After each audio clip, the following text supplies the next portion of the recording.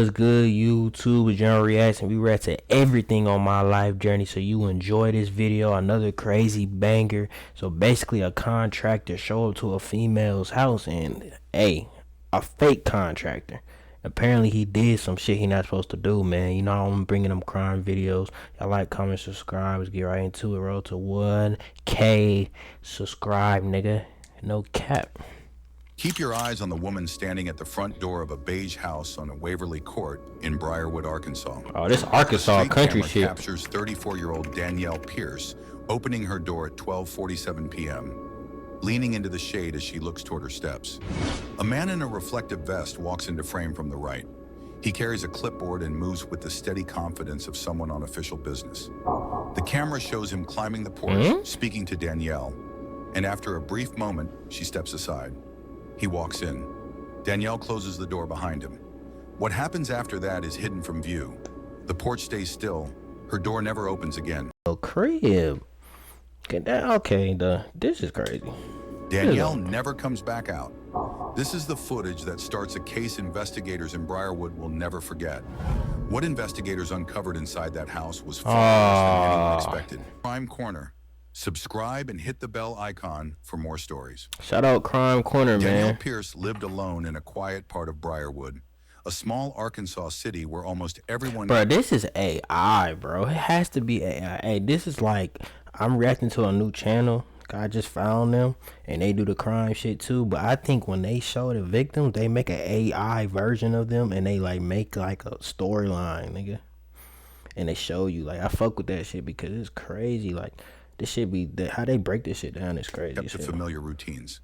She worked as a claims processor for an insurance company based in Pine Hollow. She spent 2 days a week working from home, and this day happened to be one of them. Her coworkers described her as organized and dependable. She rarely missed deadlines and often helped others catch up on theirs. Danielle was known for being soft-spoken but consistent. She liked to clean home, plan meals for the week, and stayed on top of her responsibilities. Young woman too. Overly social, but she wasn't isolated either. She talked to her sister often and sent her parents small weekly updates. Nothing dramatic ever happened in her life, and she preferred to keep it that way. Earlier that morning, Danielle followed her routine. She logged into work a little before 8, answered messages, and stepped outside for a short walk around the neighborhood. A neighbor's security camera recorded her passing by with a water bottle in her hand. Damn, and this like a white neighborhood too, so that nigga said he don't give two fucks what he do. Like, that's what I'm saying, bro. Like, why would you let a random nigga come into your house? Like, when she returned home, she brought in a delivery package from her porch and continued her workday. Around 11:30 a.m., she picked up a small grocery order.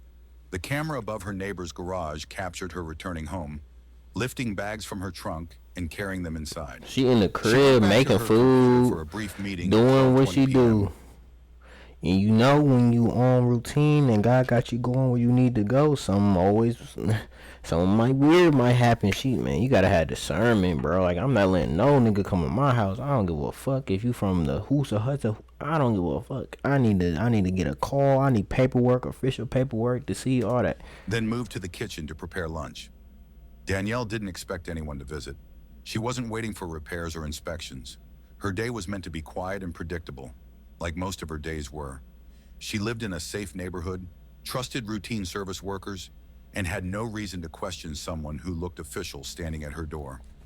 She had no idea that the man approaching her home wasn't with the city at all. She didn't know he wasn't scheduled to check anything.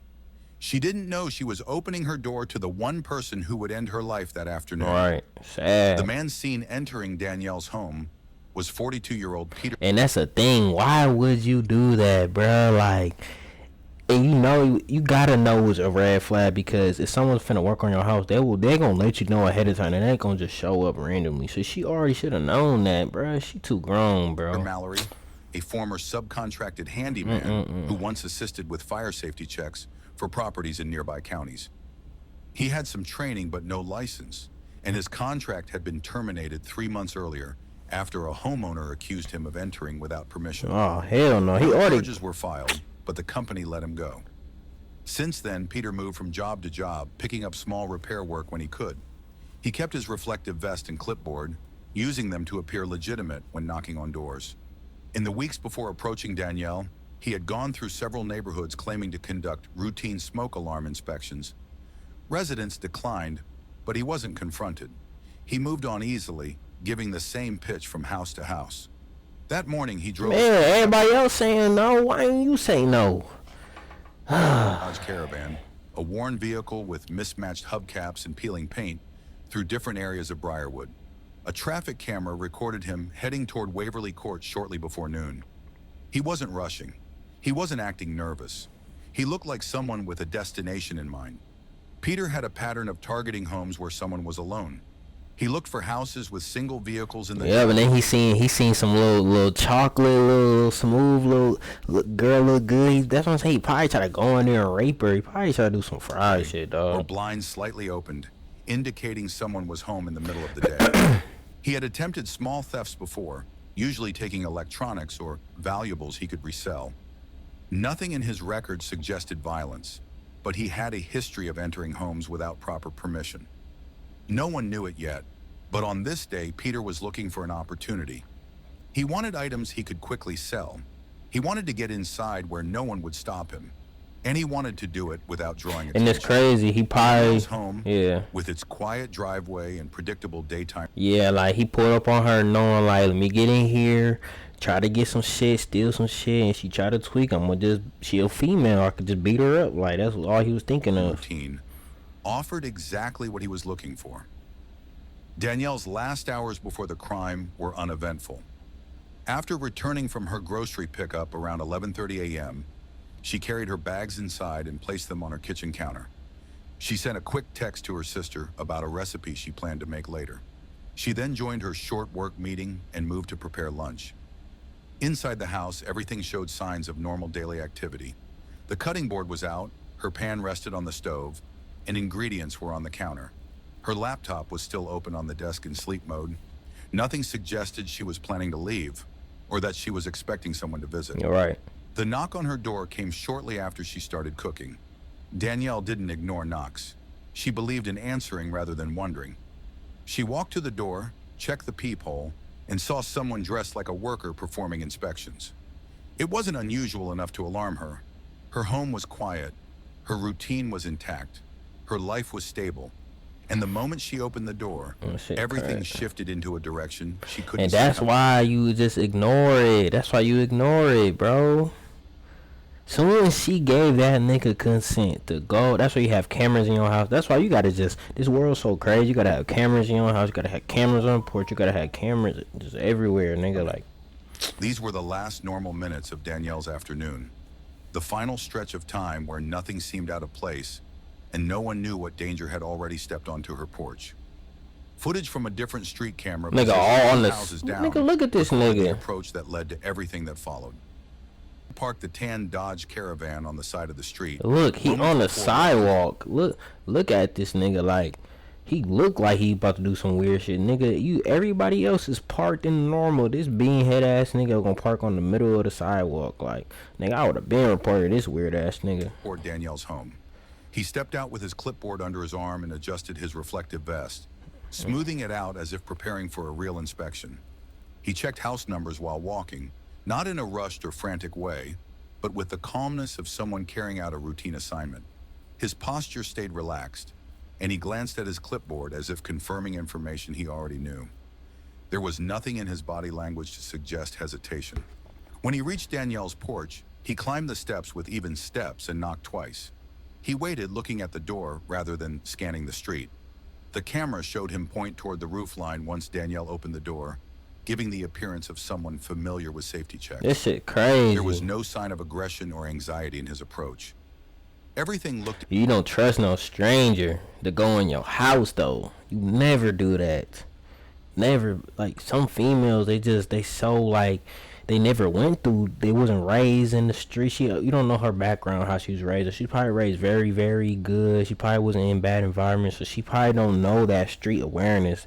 Like, I'm not letting you come in my house. Like, hell no. Intentional and rehearsed. He acted like a man who expected the door to open and who knew how to present himself convincingly.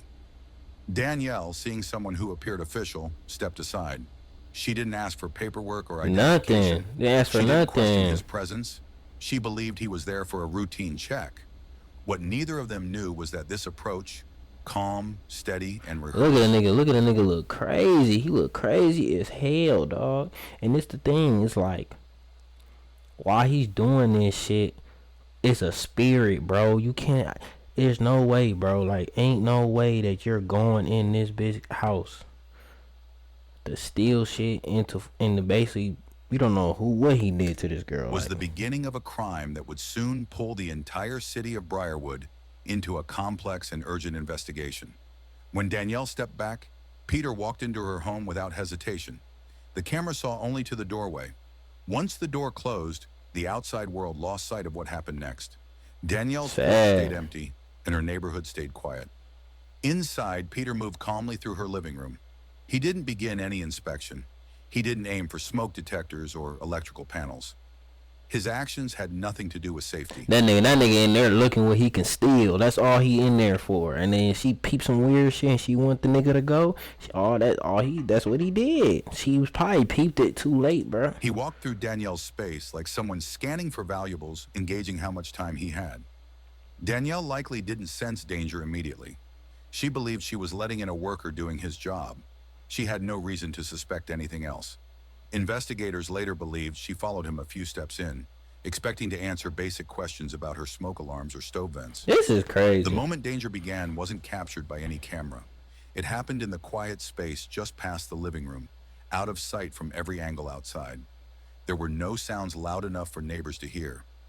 Nothing was knocked over near windows. Everything remained contained inside the house. Danielle's decision to open the door, a choice she made without hesitation or fear, became the moment that separated her normal afternoon. And then it's scary too, because it's like, nigga, she a whole female, the nigga a stranger, and she in these houses, like they're not apartments, so it's not like they're neighbors right next to them, like they in individual houses, bro. So it's like, nigga, she was probably in that bitch screaming, yelling, nigga, probably got her mouth covered. That shit evil, bro. It's wicked out here, man. As a swift and deliberate attack carried out in silence. Yep. Based on forensic findings and the timeline built later, investigators determined that once inside, Peter pretended to look at the smoke detector in the hallway. He reached up, removed the battery, and placed it on the counter beneath it. The gesture suggested he was performing part of an inspection, but that was the last action tied to any legitimate task. The confrontation occurred in the living room. The area was away from windows and not visible to anyone outside. Danielle had no defensive wounds, indicating that Peter acted quickly and without warning. The autopsy later showed she died from strangulation, with the timing estimated between 1:03 p.m. and 1:17 p.m. After the attack, Peter didn't flee. Instead, he moved calmly through the home. He checked drawers, desks, and tabletops. He took Danielle's laptop from her work desk and her phone from the kitchen. Like, nigga, what is you doing, bro? Like, nigga, find a hustle, bro. You in here killing people and stealing a MacBook computer, nigga? You gonna get rich off a MacBook? Like, these niggas be doing anything. But it's her fault, though, too. It's not her fault for a weirdo coming to her crib, but it is her fault not being aware, bro. That's why I say you can't be too nice to motherfuckers. He wiped surfaces with a cloth like, he carried in his pouch, focusing on areas where he used his hands the most. He didn't scatter items or create visible disorder. The home looked undisturbed to someone who didn't know what had occurred. The pacing of his movements suggested he wasn't worried about being caught. Danielle's curtains were closed and her home was quiet. He had time. Everything he did inside was controlled and intentional. He didn't appear panicked or unsure. He acted like someone who had been inside homes before under false pretenses and believed he could leave without leaving evidence behind. But he left more than he realized. Yeah, what'd he leave? He left a timeline investigators could follow. He left fingerprints on surfaces he didn't clean thoroughly. He left fibers from his reflective vest on Danielle's clothing. And most importantly, he left behind the footage that placed him at the home during the window Danielle died. And then that's dumb, bro. You gonna kill her, then leave and act like, and she just leave her and act like they ain't gonna find your ass?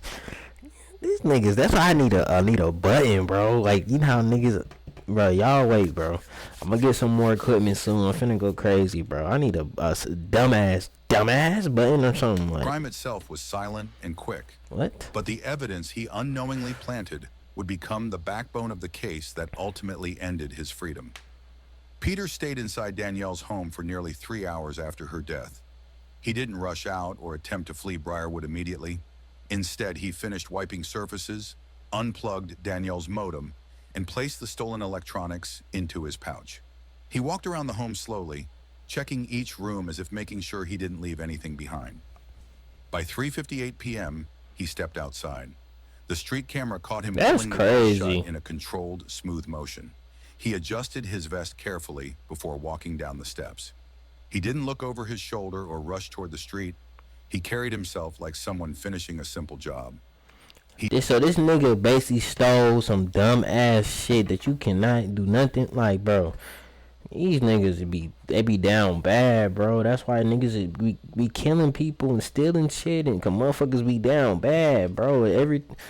Man, shit. Maybe if we was in a world where everything costs, niggas wouldn't do the shit they do. I don't know, but this shit fucked up. Disappeared off screen a few moments later.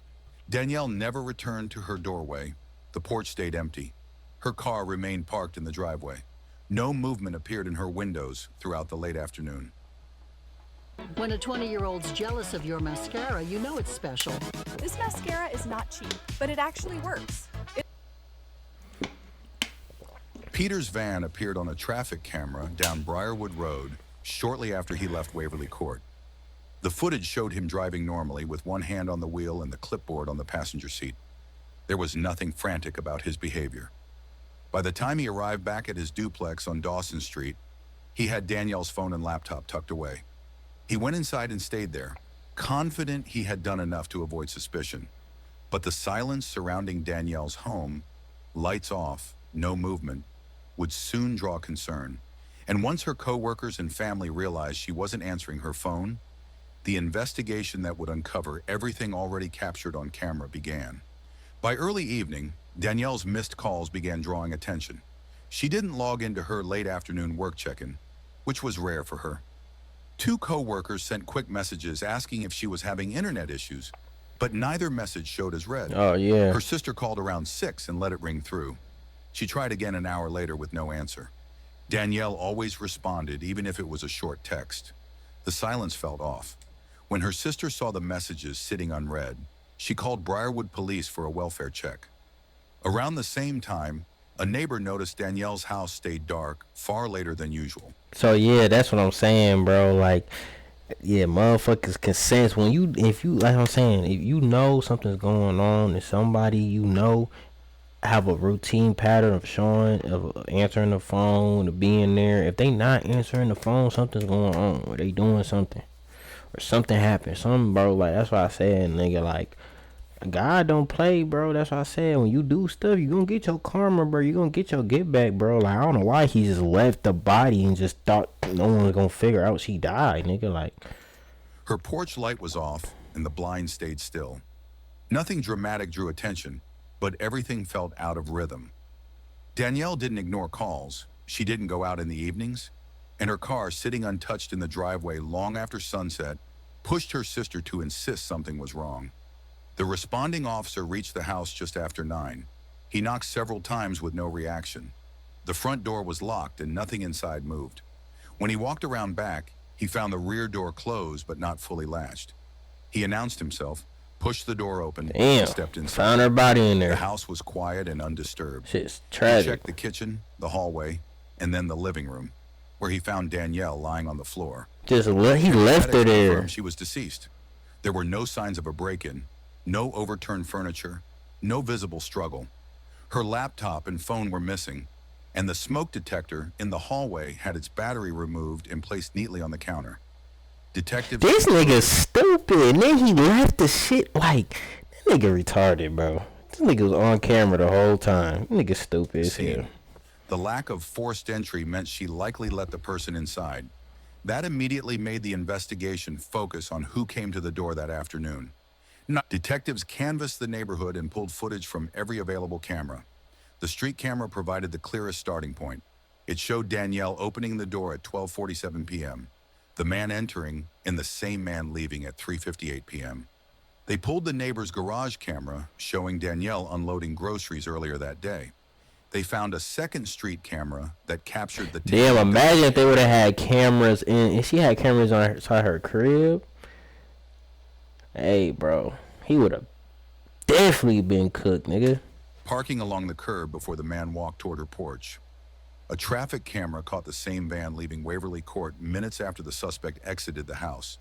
Investigators synchronized the footage and confirmed the timeline. The man was inside Danielle's home for over 3 hours. The time window of her death matched the period he was there. Every camera angle pointed to the same conclusion. The man in the vest was the last person to see her alive. Detectives extracted a clear still shot of the man's face and vest from the street footage. They circulated it internally to city departments. A former co-worker from a contracting company recognized him almost immediately and provided a name. Damn. Peter Mallory. They learned he had been fired months earlier after a complaint about entering a home without permission. He kept his old equipment and had been pretending to conduct inspections since losing stable work. That information, paired with the footage, gave police what they needed. His last address was a small duplex. So they pulled up on that nigga. Only a few miles from Danielle's home.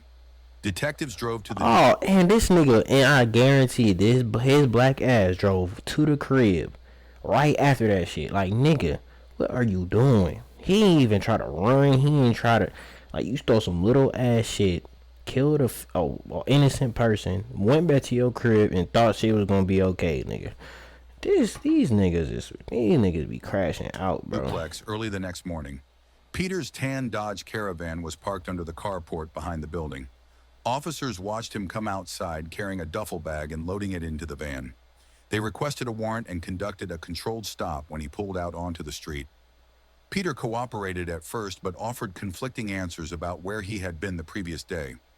Inside the van, officers found Danielle's laptop and phone. Damn! That was enough to take him into custody. Come He on. was transported to the station while detectives searched his residence for additional items. Stupid. The autopsy showed Danielle died from strangulation.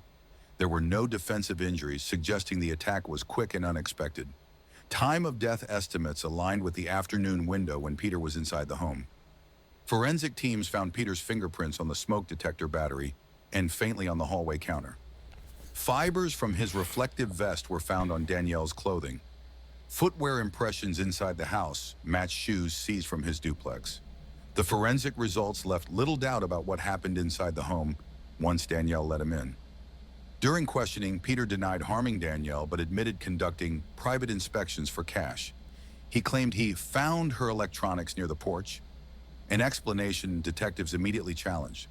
When confronted with the footage showing him entering and exiting the home, he grew quiet. When shown the forensic results, he stopped answering questions altogether. Detectives concluded his motive was theft. He targeted homes based on opportunity, and when Danielle let him inside, the situation escalated beyond what he had done in the past. His refusal to explain what happened left the evidence to speak for him. Peter was charged with murder, burglary, and impersonating a public employee. The trial moved quickly due to the strength of the evidence. Prosecutors relied they ready to get when they got a black man going to jail and it's some crazy shit. Oh yeah, they be ready to send his ass. They getting paid and all this on shit. The synchronized video timeline, the recovered electronics, and the forensic matches found inside the house. The defense argued there was no clear intent, but the jury rejected the claim. After a short deliberation, Peter was convicted on all charges. The judge sentenced him to 40 years in state prison, eligible for parole after serving at least 3 decades. There were no dramatic outbursts. What, bro? How long? 40 years? Fuck no, son. Convicted on all charges. The judge sentenced him to 40 years in state prison, eligible for I'm surprised he didn't get life. That's before after serve at least 3 decades. Parole after serving at least 3 decades. There were no dramatic outbursts in court. No long testimony battles. The case was handled plainly and directly. Danielle Pierce spent her afternoon working from home, preparing lunch. That's sad, her bro. usual routine. She opened her front door to someone she believed was performing a simple inspection, unaware he had no authority and no legitimate purpose for being there. What she didn't know was that letting him inside would cost her life. Y'all like, comment, subscribe. Give me to 1K, man. No cap. I'm gonna keep bringing these bangers to y'all niggas. You dig?